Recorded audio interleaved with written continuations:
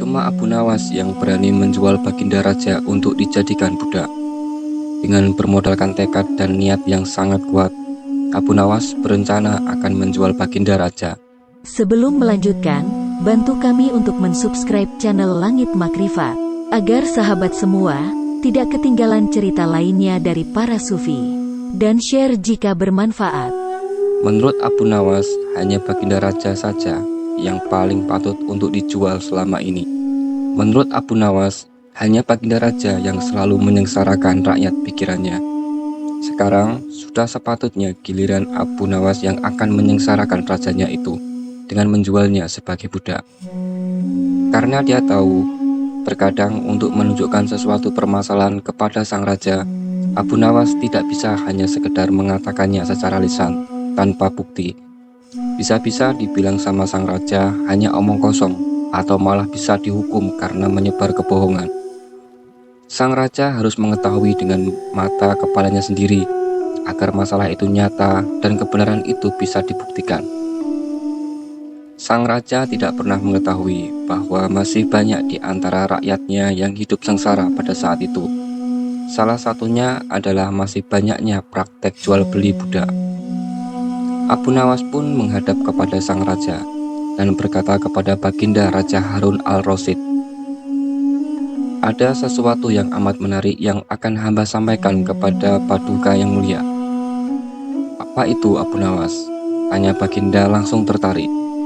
"Sesuatu yang hamba yakin belum pernah terlintas di dalam benak Paduka yang mulia," kata Abu Nawas meyakinkan. "Kalau begitu cepatlah ajak aku ke sana untuk menyaksikannya," kata Baginda Raja tanpa rasa curiga sedikit pun. "Tetapi Baginda," kata Abu Nawas sengaja tidak melanjutkan kalimatnya. "Tetapi apa?" tanya Baginda tidak sabar. "Bila Baginda tidak menyamar sebagai rakyat biasa, maka pasti nanti orang-orang akan banyak yang ikut menyaksikan benda ajaib itu," kata Abu Nawas. Karena begitu besar keingintahuan Baginda Raja, maka beliau bersedia menyamar sebagai rakyat biasa seperti yang diusulkan oleh Abu Nawas. Kemudian Abu Nawas dan Baginda Raja Harun al-Rasyid berangkat menuju ke sebuah hutan. Setibanya di hutan, Abu Nawas mengajak Baginda Raja mendekati sebuah pohon yang sangat rindang dan memohon kepada Baginda Raja untuk menunggunya di situ. Sementara itu, Abu Nawas menemui seorang badui yang pekerjaannya memang menjual budak. Abu Nawas mengajak pedagang budak itu untuk melihat calon budak yang akan dijual kepadanya dari jarak yang agak jauh. Abu Nawas beralasan bahwa sebenarnya calon budak itu adalah teman dekatnya. Dari itu Abu Nawas tidak tega menjualnya di depan mata. Setelah pedagang budak itu memperhatikan dari kejauhan, akhirnya dia merasa cocok. Abu Nawas pun membuatkan surat kuasa yang menyatakan bahwa pedagang budak atau orang badui itu sekarang mempunyai hak penuh atas diri orang yang sedang duduk di bawah pohon rindang itu. Abu Nawas pergi begitu menerima beberapa keping uang emas dari pedagang budak itu. Baginda Raja masih menunggu Abu Nawas di situ ketika pedagang budak menghampirinya. Dia belum tahu mengapa Abu Nawas belum juga menampakkan batang hidungnya. Baginda juga heran mengapa ada orang lain di situ. "Siapa engkau?" tanya Baginda Raja kepada pedagang budak. "Aku adalah tuanmu sekarang," kata pedagang budak itu agak kasar. Tentu saja pedagang budak itu tidak mengenali Baginda Raja Harun al-Rasyid dalam pakaian yang amat sederhana. "Apa maksud perkataanmu tadi?" tanya Baginda Raja dengan wajah merah padam. "Abu Nawas telah menjual engkau kepadaku, dan inilah surat kuasa yang baru dibuatnya," kata pedagang dengan kasar. "Abu Nawas menjual diriku kepadamu," kata Baginda makin murka. "Iya," bentak pedagang budak. "Tahukah engkau siapa aku ini sebenarnya?" tanya Baginda geram. "Tidak, dan itu tidak perlu," kata pedagang budak seenaknya. Lalu dia menyeret budak barunya ke belakang rumah. Sultan Harun al-Rasyid diberi parang dan diperintahkan untuk membelah kayu. Begitu banyak tumpukan kayu di belakang rumah badui itu, sehingga memandangnya saja Sultan Harun al-Rasyid sudah merasa ngeri. Apalagi harus mengerjakannya. "Ayo kerjakan." Sultan Harun al-Rasyid mencoba memegang kayu dan mencoba membelahnya. Namun si badui itu melihat cara Sultan Harun al-Rasyid memegang parang merasa aneh. Kau ini bagaimana? Bagian parang yang tumpul kau arahkan ke kayu. Sungguh bodoh sekali. Sultan Harun al-Rasyid mencoba membalik parang sehingga bagian yang tajam terarah ke kayu. Ia mencoba membelah, namun tetap saja pekerjaannya terasa aneh dan kaku bagi si Badui. Oh, beginikah derita orang-orang miskin mencari sesuap nasi. Harus bekerja keras lebih dahulu. Wah, lama-lama aku tak tahan juga, gumam Sultan Harun al-Rasyid. Si Badui menatap Sultan Harun al-Rasyid dengan pandangan terheran-heran dan lama-lama menjadi marah. Dia merasa rugi barusan membeli budak yang bodoh. Hai Badui, cukup semua ini, aku tak tahan.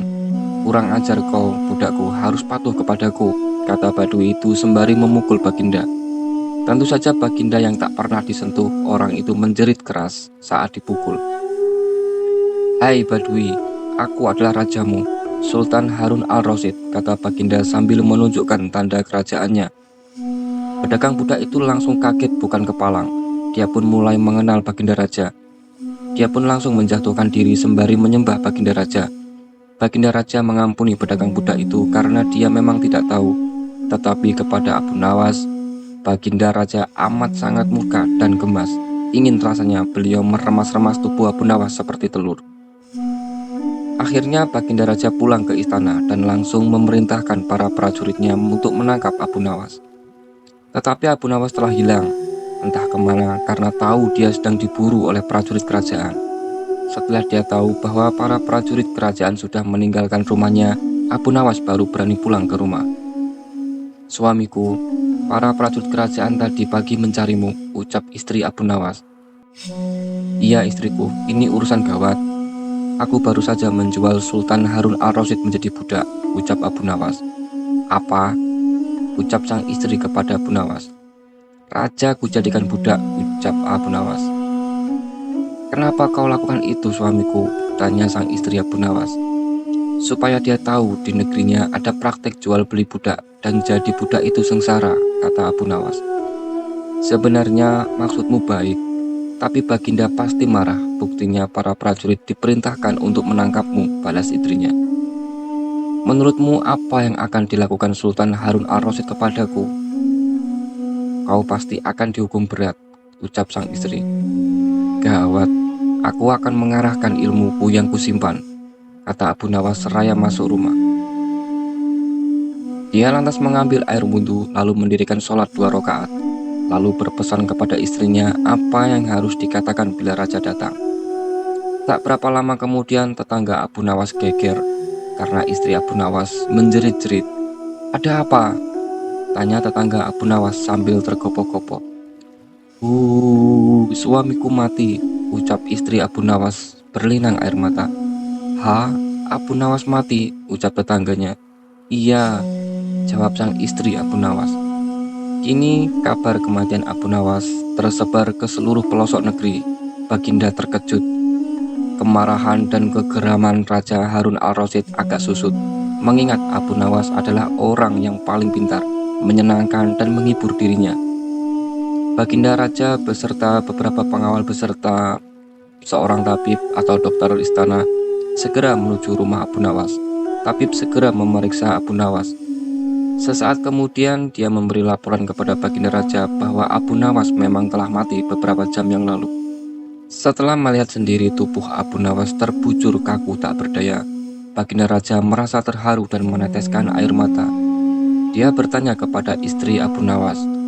Adakah pesan terakhir Abu Nawas untukku? Tanya sang raja. Ada paduka yang mulia, kata istri Abu Nawas sambil menangis. Katakanlah, kata Baginda Raja Harun al-Rasyid. Suami hamba Abu Nawas memohon sudilah kiranya Baginda Raja mengampuni semua kesalahannya di dunia dan di akhirat di depan rakyat, kata istri Abu Nawas terbata-bata. Baiklah kalau itu permintaan Abu Nawas, kata Baginda Raja menyanggupi. Jenazah Abu Nawas diusung di atas keranda, kemudian Baginda Raja mengumpulkan rakyatnya di tanah lapang. Wahai rakyatku, dengarkanlah bahwa hari ini aku, Sultan Harun al-Rasyid, telah memaafkan segala kesalahan Abu Nawas yang telah diperbuat terhadap diriku, baik dari dunia hingga sampai besok di akhirat. Dan kalianlah sebagai saksinya, ucap sang raja. Tiba-tiba dari dalam keranda yang terbungkus kain hijau terdengar suara keras. Syukur, suara Abu Nawas. Seketika pengusung jenazah ketakutan, apalagi melihat Abu Nawas bangkit berdiri seperti mayat hidup. Seketika rakyat yang berkumpul lari tunggang langgang berhamburan, bertubrukan dan banyak yang jatuh tergilir. Abu Nawas sendiri segera berjalan ke hadapan Khalifah Harun al-Rasyid. Pakaiannya yang putih-putih bikin Baginda keder juga. Kau sebenarnya mayat hidup atau memang kau hidup lagi? Tanya Baginda dengan gemetar. Hamba masih hidup, tuanku. Hamba mengucapkan terima kasih yang tak terhingga atas pengampunan tuanku, ucap Abu Nawas. Jadi kau masih hidup? Tanya sang raja. Iya Baginda, segar bugar. Buktinya kini hamba merasa lapar dan ingin segera pulang, ucap Abu Nawas. Kurang ajar. Ilmu apa yang kau pakai Abu Nawas? Tanya sang raja. Ilmu dari Maha Guru Sufi, guru hamba yang sudah meninggal dunia, jawab Abu Nawas. Ajarkan ilmu itu kepadaku, ucap sang raja.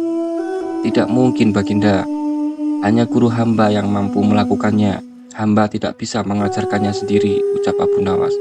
Dasar pelit, Baginda Raja Harun al-Rasyid menggerutu kecewa.